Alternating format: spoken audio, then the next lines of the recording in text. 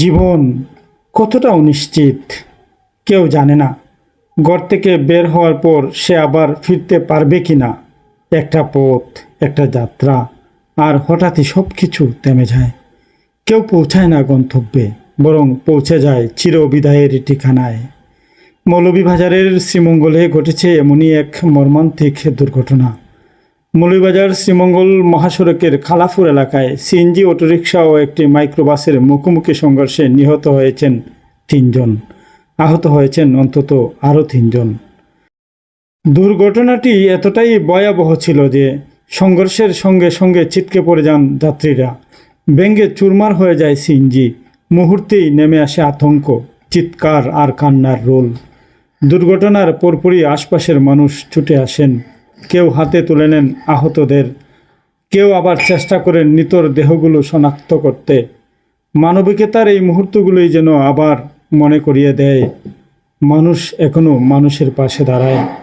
নিহতদের মধ্যে হান্নান শ্রীমঙ্গলের জানাউরা এলাকার বাসিন্দা।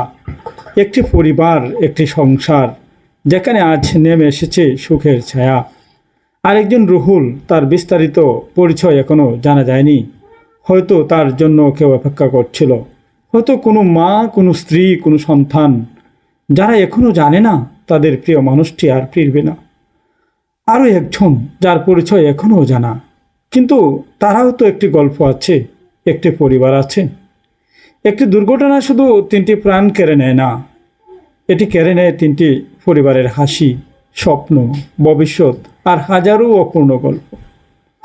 এদিকে দুর্ঘটনায় আহত হয়েছেন আরও 3 জন। তাদের মধ্যে সাব্বির নামের একজনকে দ্রুত হাসপাতালে ভর্তি করা হয়েছে। অন্য 2 জনও চিকিৎসাধীন, জীবনের সঙ্গে লড়ছেন প্রতিনিয়ত।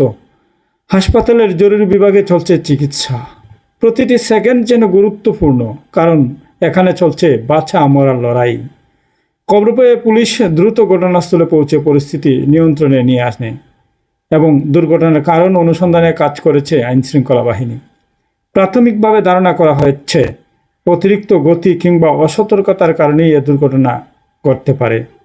বাংলাদেশের সড়কে প্রতিনিয়তই ঘটছে এমন দুর্ঘটনা, প্রতিদিনই জ্বরে যাচ্ছে তাজা প্রাণ। কিন্তু প্রশ্ন থেকে যায়, আমরা কি সত্যিই শিখছি? একটু ধীর গতিতে চলা, একটু সচেতনতা, একটু দায়িত্ববোধ হয়তো বাঁচিয়ে দিতে পারে একটি জীবন, একটি পরিবার। আজ যে মানুষটি আর নেই, সে হয়তো সকালে বের হওয়ার সময় বলেছিল আসছি, কিন্তু সে আসছি আর ফিরছি হয়ে ওঠেনি। সড়ক শুধু গন্তব্যে পৌঁছানোর পথ নয়, এটি জীবন আর মৃত্যুর মাঝের এক শুকনো সীমারেখা। সেই সীমারেখা পেরিয়ে যেন আর কোনো প্রাণ না ঝরে। খরাঙ্গি নিউজ ডেস্ক।